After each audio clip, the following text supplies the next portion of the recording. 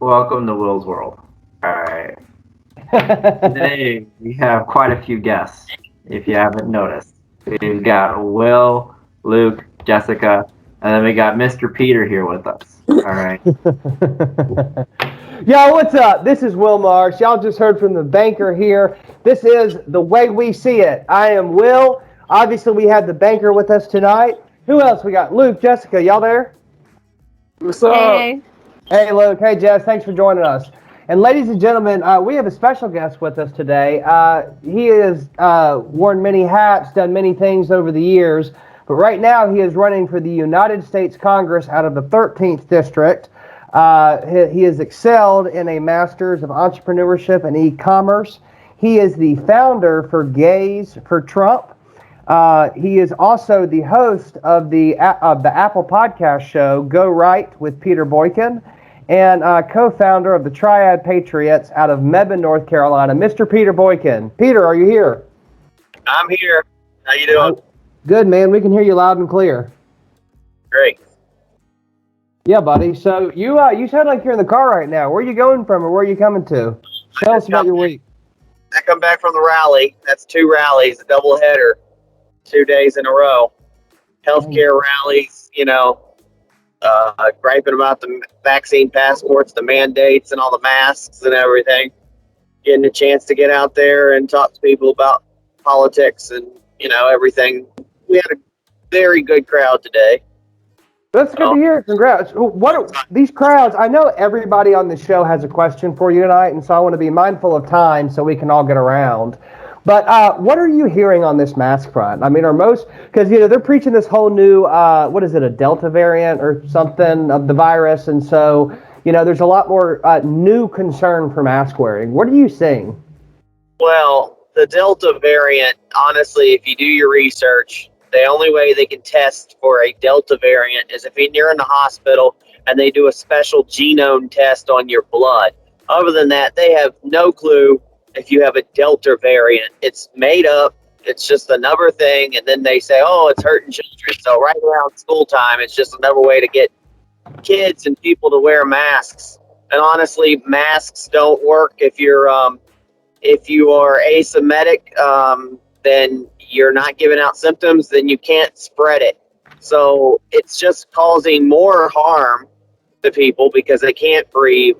It causes Legionnaire's disease and other medical issues. Children aren't supposed to be wearing these masks because they got developing lungs and things, and it's just more of a pain in the for people to wear them. Look, you break it down like this: you wear underwear, right? Depending upon the day, but usually. Well, when you fart, people smell it. If you fart, people smell it. So if a fart can get through your underwear, which is essentially a mask, because I've seen Hanes masks that look like underwear for your face, then COVID's going to go right through it. So it doesn't do any good. I like it, ladies and gentlemen. Peter Boykin coming right out with the butt jokes right out of the start. There we go. We got a whole lineup tonight. So again, I want to get through this. Peter, thank you for joining us and answering that question on the masks. I'm going to bounce over to Luke real quick. Luke Smith, our political consultant here on the show. He's the whole reason you're here tonight, Peter. He was. We were talking about the show this week and what to do, and Luke was like, "Don't you know that guy, Peter Boykin?" He was like, "We ought to see if he'll come on the show on the way we see it." And I was like, "Yeah, Luke, that's a damn good idea." So, Luke. Yeah, man. I was just kind of interested in how you got started in all this and what made you want to get into politics. Well, honestly, I've been an activist for a very long time. So the only way you really can get things done other than speaking to the government, you got to understand that we are the government. So you got to get involved. So you can be an activist to a point, but you've got to eventually just step up and say, it's time for me to get involved. So that's kind of where I'm at, especially with January 6th. I wish I was in Congress then, because then I could have raised hell and spoke as a congressperson and said, hell, I could have filibustered it, for hours probably if I could have been allowed to filibuster, keep the vote being taken, Yeah, seriously. I believe you would do that, Peter. I have no doubt you would pull a filibuster. Oh yeah. Yeah, and for those of you guys who don't know what a filibuster is, it's a political term, usually pertaining to Robert's Rules of Order, where there are rules in a meeting that if it's not finished by like 11:59 or midnight that night, it has to then be put off until another preliminary date that they agree upon or whatever. And so if they're voting on something in a meeting that people don't want it to pass, if they're afraid that they're going to lose that vote, what they do is a filibuster, and what that is where they send people up to speak, and they just and the rules are once you have the podium, it's yours until you give the mic or the speaking privileges to somebody else. And so people will stand up there for like 6 hours, 8 hours, 10 hours, 12 hours, and just like read the phone book and just start rambling and talking about things. So they push the meeting and votes off. But sorry, I digress. Y'all were saying. No, you get a lot of my karaoke during. C-SPAN today will be introduced by Peter Boykin Sings. Oh gosh. So no, Peter, you bring up a good point, Luke. How did he start? You've been doing stuff for a while, Peter. I mean, there's stuff all about you. I mean, everywhere. What, John? Over to you real quick. I'm gonna let you talk to Peter for a second. Banker, I think you're muted. John, unmute your mic. There you go. Yeah, we can hear you now. So I was actually just reading an article about you, Peter, a minute ago, and I was discussing it with Jessica. One thing that I've noticed, like while reading these articles, I don't know if this is kind of off topic a little bit, but for me, I want your opinion on guns and ammunition. Ooh, that's a good one. There you go, Banker. I need to know a little bit about that. I'm a constitutional conservative, so I believe in the Constitution. Your rights shall not be infringed. Now, if you're going to go right into it, though, the forefathers who wrote the Constitution, they believed that when we had the right to bear arms, it had a lot to do with protection, and the fact that back then everyone had a gun. You had it for protection. You had it for protection. You had it for protection. You had it for hunting. You had it for just in case you had a gun. It was something that, and then everybody knew how to use the guns, and they knew how to respect the guns. They knew what the importance of it was. So the only thing I would say with the Constitution is you're not infringing on our rights when you also do require people to. Now, I'm not talking about registering, but I would require people to know their weapon, to have training, and to have respect for their weapon. That's what the forefathers thought about back then. They assumed everybody. They didn't know in the future people would never touch a gun. They would assume that everybody probably had one. So we have the right to have our weapons. And we have the right to answer, Peter, to answer the banker's question about where we're at on guns. So, I mean, with our current federal laws, I mean, I know that you have to do a background check to purchase one, or you have to have a permit, and we all know our current purchasing process. By the way, I should tell you, or John should tell you, he actually owns an ammunition company based out of Raleigh, or out of North Carolina, rather. So, very fitting question, banker, by the way. But no, I mean, so does our legislation need to change? If you are elected to Congress, are we going to be doing something different? Or are we going to keep the purchasing process the same way it is? Can you shed kind of light on that? I mean, I have to review the purchase process. I mean, to me, the only thing I would say is that I would like people to have some experience with their weapons. If they're going to continue the registering, I would say that people should at least know how to shoot a gun. They should know how to clean a gun. They should respect their weapons. Period. That's part of the ownership that we have rights of owning a weapon. I don't want to take weapons away from people. I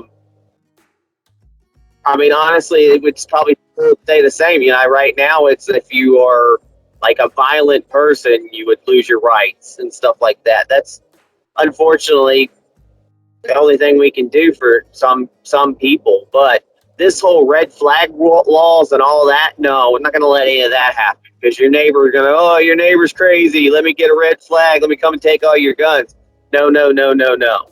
You know, I'm not so much for these digital printings of weapons and things, because, you know, it can fall in the wrong hands. People who aren't. Hold on. John, dive into this here, because I know you have a lot of thoughts on this.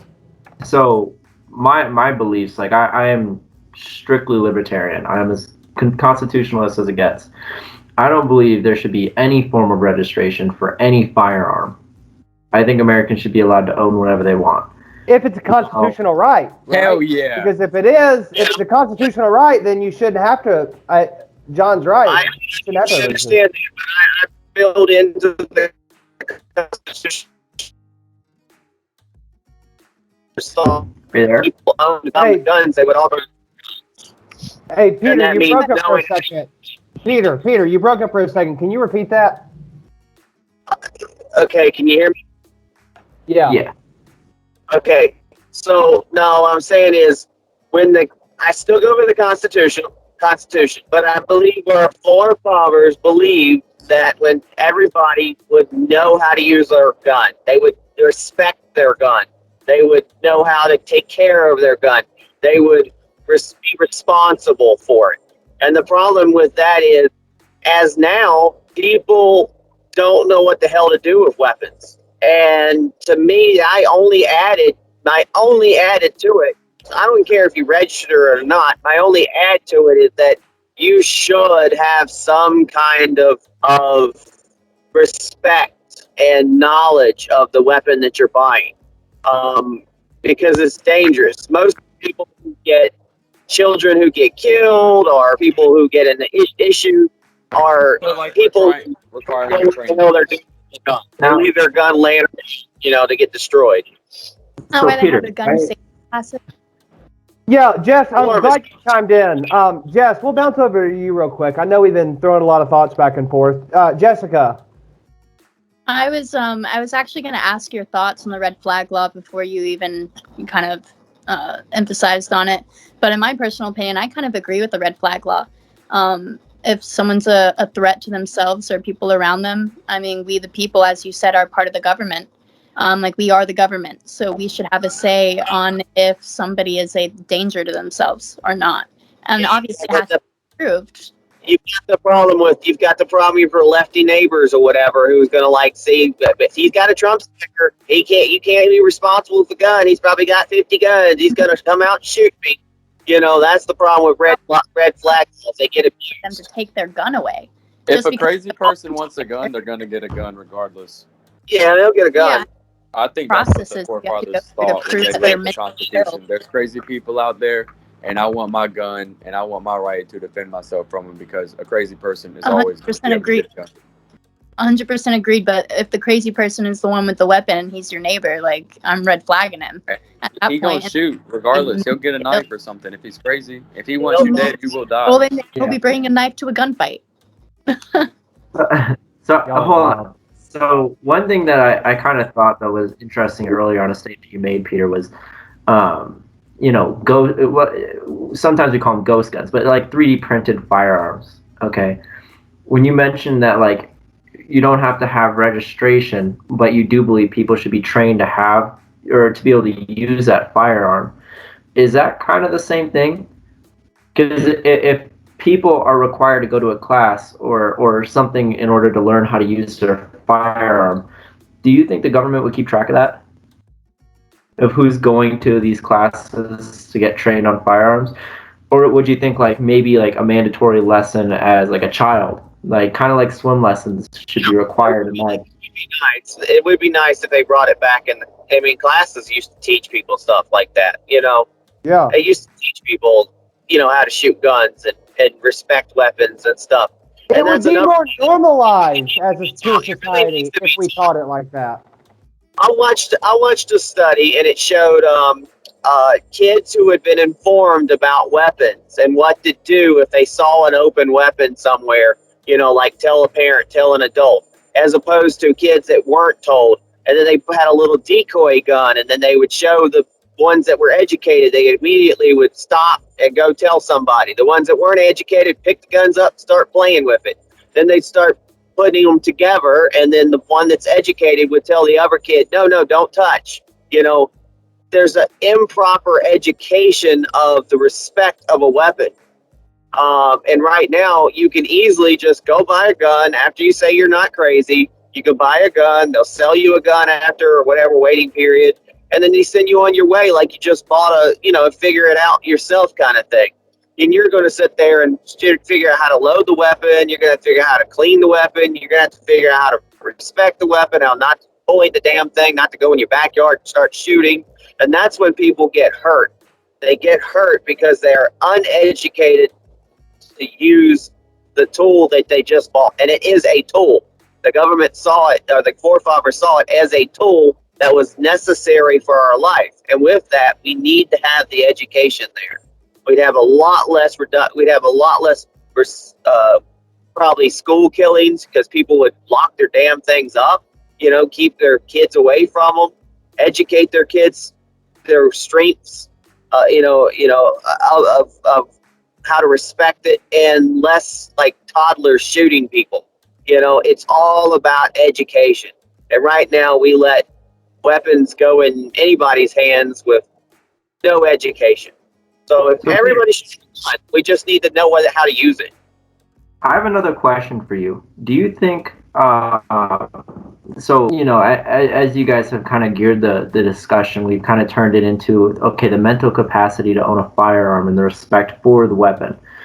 Now, do you think we as Americans over time have glorified death to children, such as like through video games or yes, through fight videos, things like that? I mean, that's the whole reason I joined the U.S. military, to go to the Middle East, is because I grew up seeing nothing but, I think we've talked about it on this show before, is why I followed that. And it was a terrible, terrible decision. But, as a result, going over and killing ragheads was always glorified in the 10 years after 9/11.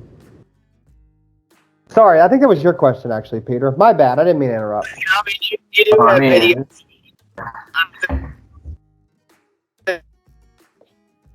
You there, Peter? Real life, and as games get more real, they're gonna have to separate what's real life and what's not real life. Like the Grand Theft Auto type thing. It's nice to go online and punch a digital hooker in the face, and kick somebody's ass and then shoot them and do something funny. But you got to realize that's fantasy world, and you'd never do that in real life. But you do have individuals out there that will repeat that. They don't understand the difference. I think they call them psychopaths, so you do have those types of individuals. But if we had a whole world of those individuals, we'd see those kind of killings every day. So it's not enough to warrant like taking everybody's weapons away and getting rid of all the so-called violence on cartoons. And I mean, come on, violence on cartoons. There you go, 1940s, 1920s. You had Bugs Bunny and stuff running around with dynamite and duck season, rabbit season and stuff. You had, I don't know, some of the youth today are a little bit, honestly, not as smart as the old days. You see old fans that have metal blades that have real opening. Yet you don't see a bunch of old people with missing. Nowadays, if you had that with our youth, they'd have a the TikTok stick your finger in a metal blade challenge. So kids just, I don't know. There's something wrong with their education. All right. It's called What'd you say, Jess? I said it's called a cancel culture. It went from in the 20s where flappers were sexy to show your ankles to bending over for the entire world to see for a $10 monthly subscription, and everything and anything goes. It's kind of sad. Yes. Fans being canceled. I'm so glad you brought that up, Jess, and what people will do online for a camera now. By the way, Peter, now that we have you, I want to ask you live on camera. I'm seeing here you have an OnlyFans account. Will you tell us about that?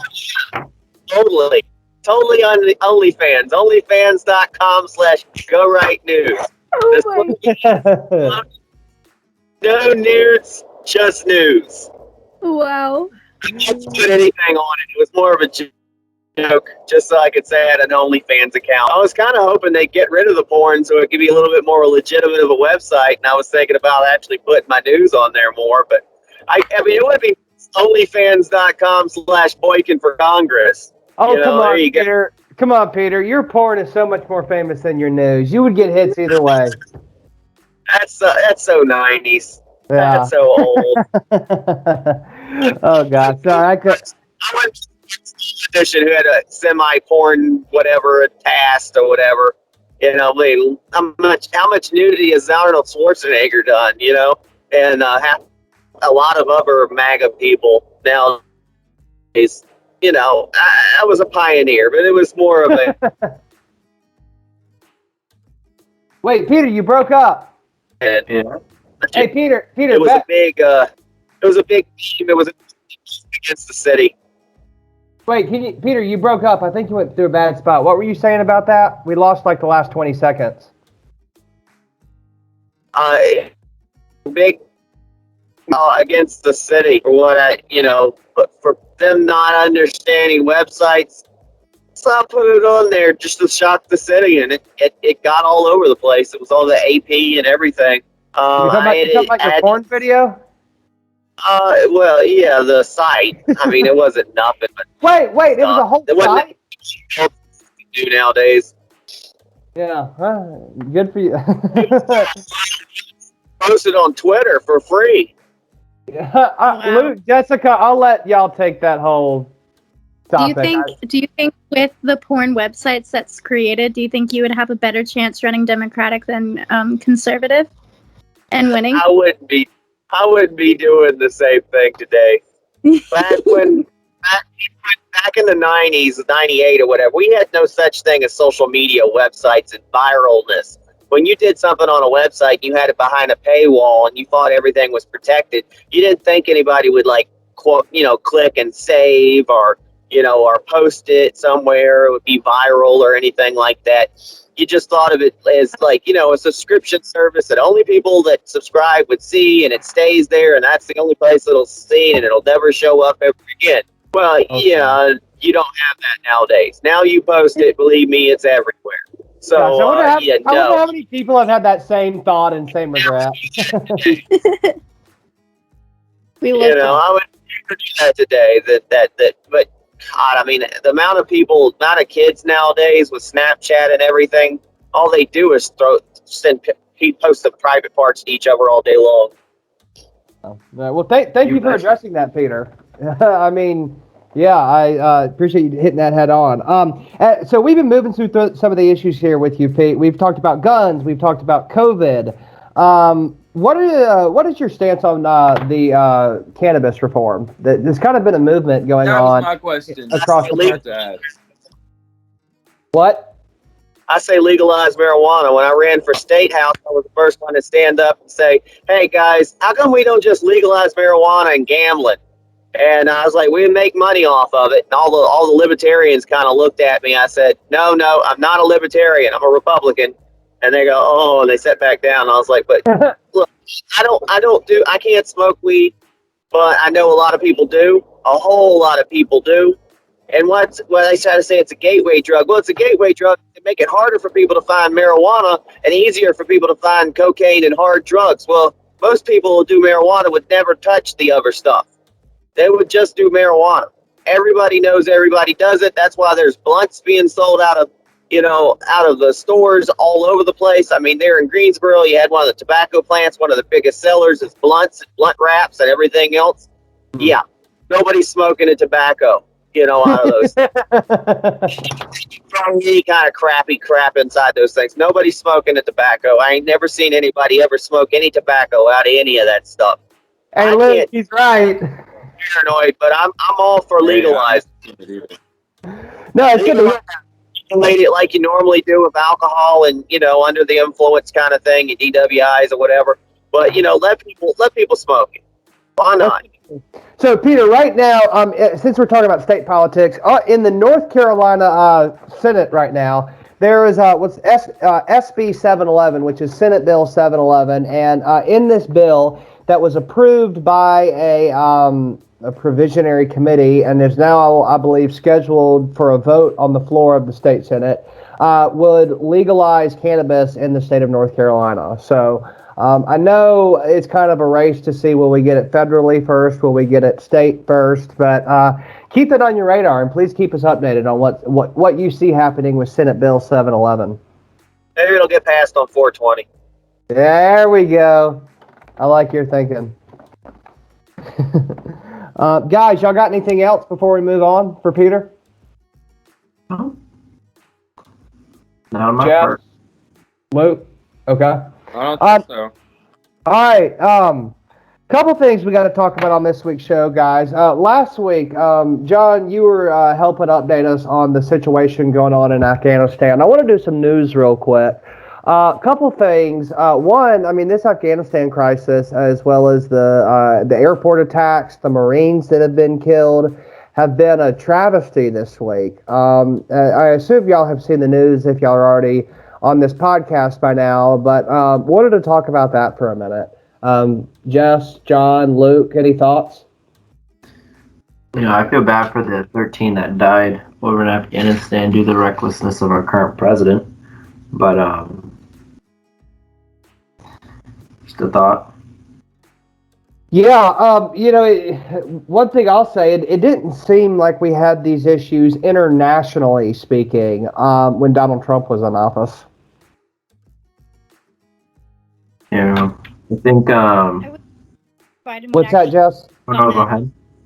I said I wish Biden would actually speak on it instead of him and Camilla just avoiding every single conversation when it comes to it. Yeah, it would be a little bit more soothing. Hasn't he been doing press updates, though? I mean, he may be dodging questions. Truthfully, I don't watch Biden, so I haven't watched him personally. He said, I'm doing what they're telling me. That's and I'm true. like, hey, who's telling you what, man? I thought he was running it. His handlers won't let. What's that, Peter? Somebody told me that I need to call on. I've been told to call on so and so from NBC's first. Like, who the hell's telling you what to do? Trump didn't have people telling him what to do. People might accuse him of having people telling him what to do, like Jared and other people. He didn't take shit from nobody. Yeah, Trump didn't answer to nobody but himself. Now, Biden, he's got, hearing aids in his ears. He's listening to the voices in his head. I don't know what he's doing, but he's definitely got a lot of handlers.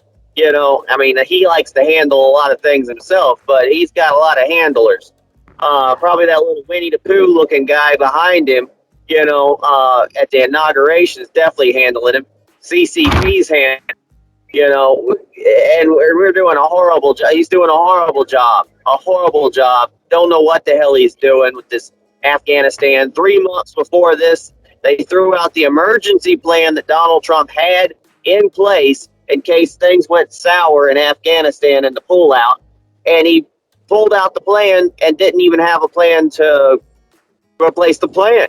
It's like anything Donald Trump does, we've got to pull it out. It's horrible.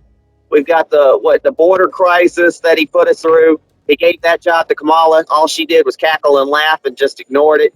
They got her on the Afghanistan issue. They've asked her to make a statement. She's been basically said, you're not going to pin that shit on me. And she laughed that one off.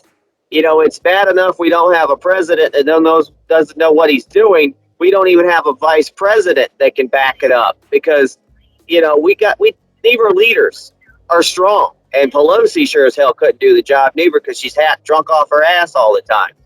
So, our only hope, folks, is this midterm. We've got to win both the Congress and the House and the Senate, and we've got to win it all. And I'm all for Ted Cruz or whoever it was that said, let's make Donald Trump the Speaker of the House. They will impeach Biden, will impeach Kamala Harris, and then we'll appoint Donald Trump as president. And he's still eligible to run for another term because you can have it as long as you don't go over 11 years. So there we go. We have an early Donald Trump right after the midterms. It's possible. That's constitutionally, it could happen.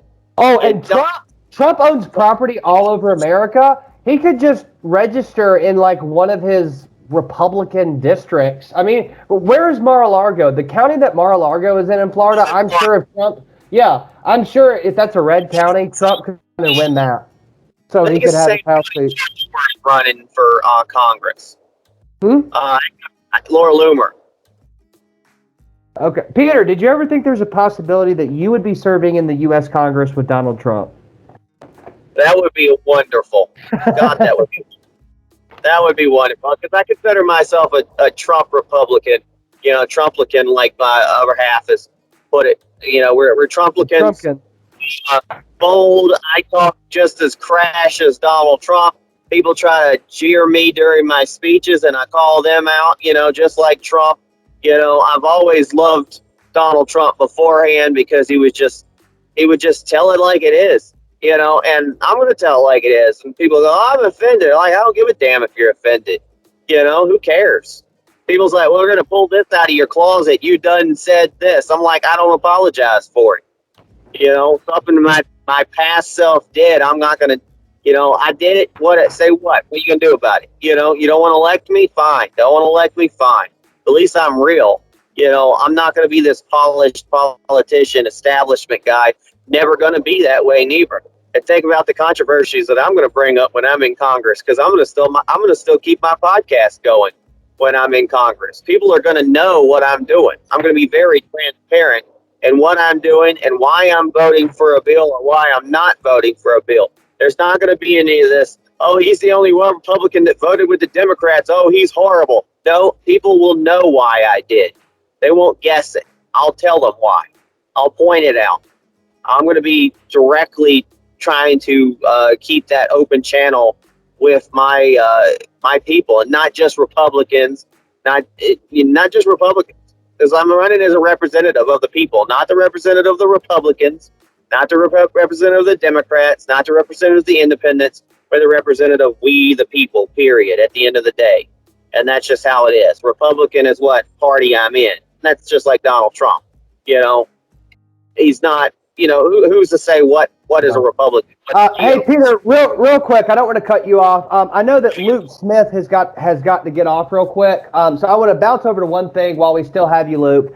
Guys, real quick, I wanted to talk about on the show before we wrapped up. This Forbes reported this week what has been going on in the crypto market.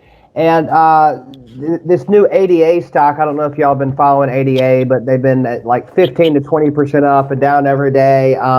We will post this article, but it's Forbes' crypto price prediction, Ethereum to exceed Bitcoin, but both could be left in the dust by Cardano, which is ADA. Luke, you're doing some mining right now, crypto, aren't you?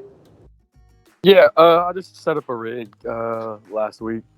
But yeah, it's pretty much like... I wanted us to talk about that real quick because we had the banker, our finance guy here. Jess is our crypto person because she's always known what Elon Musk is doing and all that. And you're now in crypto mining, and this was on my sheet. So wanted to bring it up real quick while we still had you.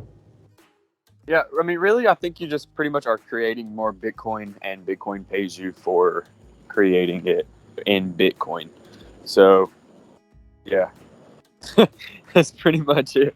That's the definition of mining. Keep us up to date on that, Luke. I'd love to hear each week kind of the progress you've made or lack thereof, or just what happened. I mean, there's only progress to make. I mean, I just don't know. So, I mean, us getting week-to-week updates, I think, would be cool for those interested in crypto mining, since it's a popular subject these days. John, have you, as Luke said, have you heard about that?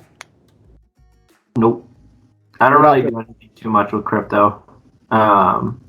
That's right. Luke, we talked about it. He lost it all in a mortgage company. That's right. I forgot about that. Well, I lost it all on United Wholesale Mortgage Fund. Dude, as long as you have a good computer that can like process a bunch of energy and power and like work on under a heavy load, then you can run it. Yeah, but I have a pretty crappy little laptop I use in college. Yeah. Very good. But, hey, Luke, we should talk. Sorry, John, go ahead. No. I think we should talk about. I'm going to be in North Carolina in October. Yeah. Okay, wait. A little bit of a bash. That's one more thing, guys. Peter Boykin. Peter has officially, tentatively confirmed. I have the invite up right here. If y'all can see my screen, the OctoberFest. It is our season 2 kickoff party. There will be alcohol. There will be cigars there. There will be. We'll have a live show going on. Y'all come out and see us and hang out with us. Peter, are you coming that day? I know we had we talked about it some. Yeah, I'm trying to make it. Thank you. The Baker is flying out all the way from Denver to join us, so it's going to be a party. Yeah. Glad you brought that up, John. I wanted us to talk about the October 2nd event tonight as well. But as we wrap it up here, Luke, did you have anything else for us before you needed to hop off? No, I'll see you guys later. All right, keep us updated on the crypto mining, bro. Thanks for joining us. Yep, see you, Peter. Thanks. How are you? Well, It's funny because cryptocurrency actually started as a joke. Is it really? Yeah. Well, Peter, so from you running as a congressional candidate, hasn't there been like more, because I think Jessica and I have talked about it on this show, haven't we, Jess, about like the different regulations, and people are like have been whining about crypto. I think because Jess brought up like how Elon Musk have been doing some stuff. Like, is there push for the federal Congress to make laws regulating crypto, or can they still not touch it because crypto technically is not regulated by any government, by any corporation, by any world entity? they could regulate it because you're transferring funding over the telecommunication lines, which is brand like the FCC. So you could kind of do something like that. They already make you like register your ID and everything and keep track of the cryptocurrency. The thing about the danger that I see with cryptocurrency is, for me, it makes me like it actually makes me not give a crap about actual money anymore. You know, everybody's like, quit printing money, inflation, blah, blah, blah. And I'm like, well, if anything, cryptocurrency is money they made out of nowhere, just like all these little deeds you get on memes and stuff. It's like stuff you made out of thin air and you put a value to it. So at the end of the day, do I care about us being trillions in debt? Yes, I do. But at the same time, they've proven that money really is only valuable because we put that faith in money. And as long as other companies or other countries will continue that faith in money and that dependency on money, it doesn't matter how much we get in debt. Honestly, it just doesn't matter, because you can apparently make money out of thin air. And now the government doesn't even have to print money. They can digitally do stuff. Nobody really keeps... I mean, isn't that what Luke was just talking about before Luke had to hop off the call, was crypto mining, which is where he's literally just creating money out of nothing? The government doesn't even have to print money anymore. Everything's digital. I will say in the future they're going to try to get us into a cashless society. We won't even, and that's a danger, because then we won't even be able to hold currency anymore. We won't be able to hold value. You know? I don't know. So what do y'all think about that? Jessica and John. John, you're the finance guy. Jess, you're the stock girl. Is it dangerous for us to get to a point where we no longer have paper and metal money and are all digital, or is it a good thing? Because Peter, I mean, I think you're certainly right. The world is going that way. John, Jess, what do you think? I was gonna say, I think we're pretty much already there. I mean, most people use their debit card. Yeah. It's very rare to use cash. I mean, the only people I ever see coming home with cash are bartenders and servers. You know, and I think for the most part, like we've also been in a coin shortage for the longest time now. And I think that in general, you know, everybody uses plastic or, you know, electronic at this point. Newsflash, we're not in a real coin shortage. The point is that it's all due to COVID, because you touch coins, you touch money, it can spread diseases. That's all. It's all made up. The coin shortage is made up. What? So the entire world's problem is due to COVID. It's like that pandemic. Pretty much. Thank you, Jess. COVID. That doesn't make any sense. I mean, Peter, we don't have like old retired mailmen that are back in warehouses like shining and cleaning off our coins, and that's why they're delayed. Like where has all the currency gone, guys? I mean, this is a question for all of you. I don't know. I got so much damn coins all over the place. Everybody's got coins. There's no coin shortage. There's no coin shortage. Just the fact that people want to use credit cards.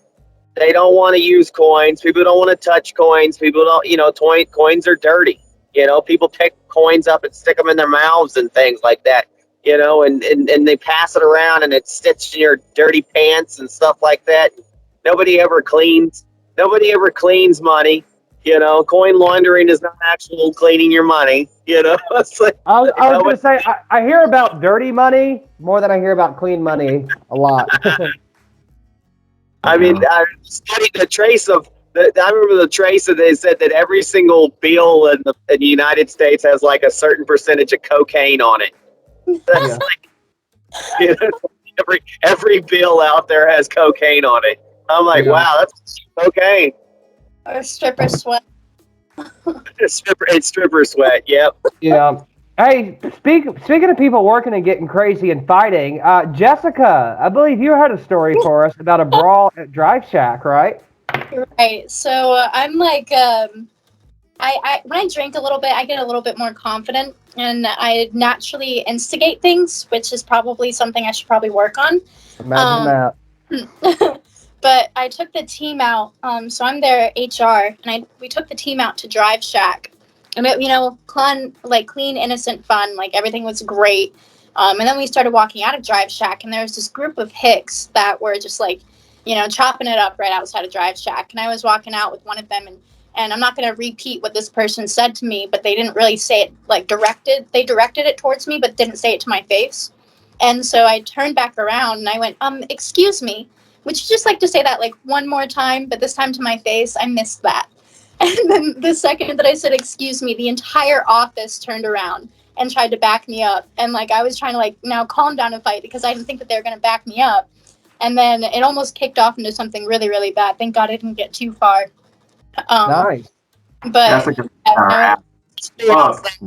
me outside. say what? I said you were like, catch me outside. Yeah, I got my police baton on you. I have plenty of things. I don't have a handgun yet though, but it is what it is. Those guys watched. They got my back, and then later the team I like apologized to them. I was like, I'm so sorry. That was like a bad way to set the example as like a leader. And then they were like, Jess, like, don't apologize. That was the best team bonding experience and activity that we could have all done together. I was like, well, there you go. And there you have it. A fight. Yeah. So the new company's going well then? Yeah, I'm loving it. Other than fights at Drive Shack. Well, that's good to hear, Jess. So now that we're a little bit later on into the evening, guys, I want to bring up our the way we see it after dark, we'll call it. We have lots of jokes for this segment, but if y'all were with us last week on the podcast, we talked about a business idea that John had for the show and for himself and for everybody. John, do you remember what that idea was? In case you forgot, there are reminders here behind me on the wall. Yeah, Jondoms. Jondoms. Yeah, we got so catch us up and catch Peter up on this real quick. All right, Peter. So this is what happened. I was in my kitchen one day. I was eating an avocado, and I decided, I was like, I'm pretty sure there's latex in these. And then my roommate mentioned she can't eat a lot of it because it's got plastic in it. I was like, what if we made biodegradable avocado condoms? And then I told Will was like, that was dumb. And then we had a podcast, and they were like, it's smart.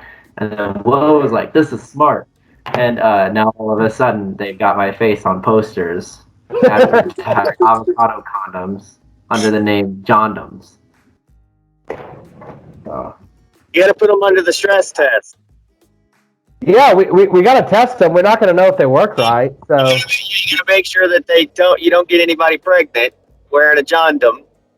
Because you don't want to be responsible for all those children, because I think you'll get in trouble if you claim a product that you could say it's for a novelty. Maybe you can get a knockoff like that. I don't know. It'd be the first time that you could probably put an avocado with a cherry, and it's a cherry and avocado will go together.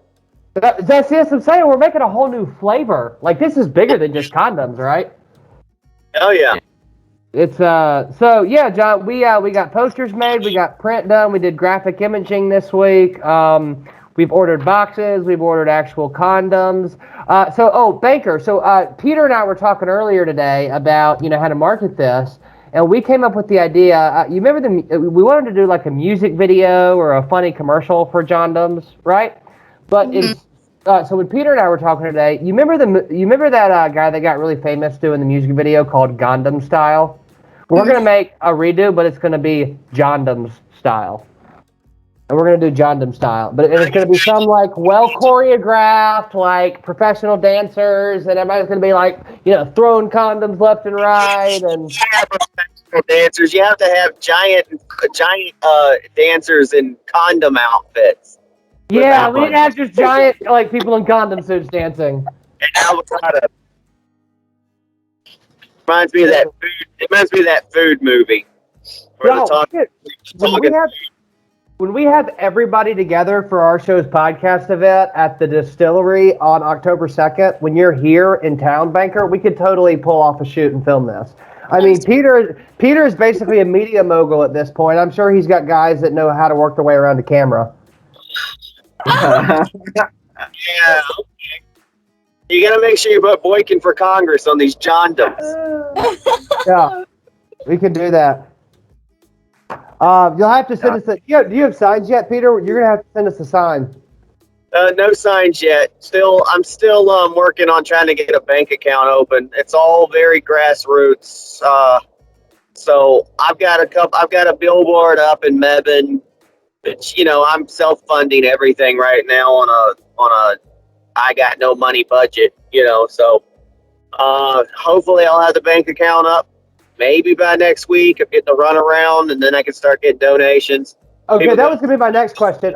Since we were actually on this show, when you were talking with us about your stance on gun rights earlier, I actually, on my iPhone here, let me show you so you know I'm not making it up.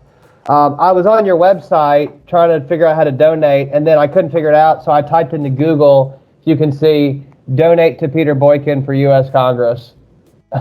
And there's you have more news pages about you written than anybody I've ever seen. So there's a bunch of stuff that came up, but donation link up yet. So most people can do is go to the Boykin for Congress website. They can join the newsletter.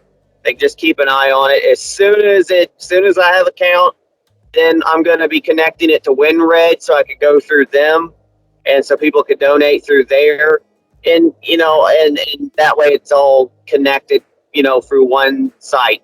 That's the one scary thing when you run, is making sure your finances are done properly. And for me, I don't have a treasurer at this time, so I'm having to do it all myself. And you got to do filing, and it's. What do you know, Peter? We have a banker on this podcast.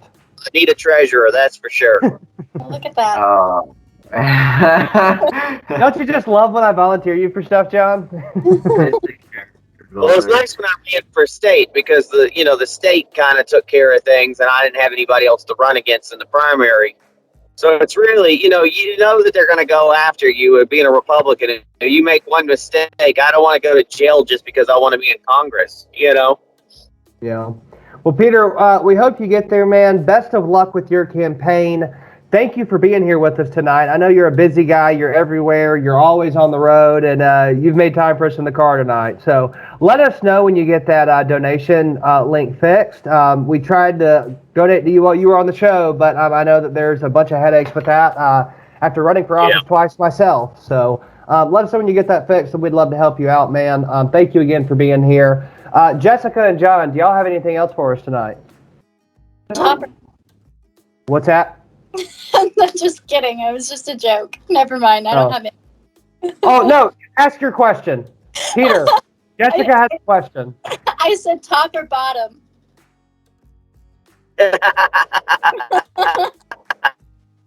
Give her a receiver. Let's just say I'm not a flamer, and neither is my other half. So, figure that one out. Oh, I love that. Boy. He's a very, of course he's dominant. He's running for Congress. He's type A, obviously. Woo! Of course that'd be a given, Peter. All right. Yeah, in politics, I'm not a Leslie Graham. Let's just say that. The one wearing the handcuffs. I'm just saying. Oh, I love that. That's good. Ladies and gentlemen, Peter Boykin. Thank y'all for joining us tonight. This has been The Way We See It. Jessica, John opened for us, so why don't you close us out?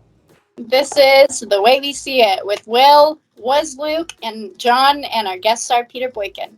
Very well put. We'll see you guys next week. Crazy.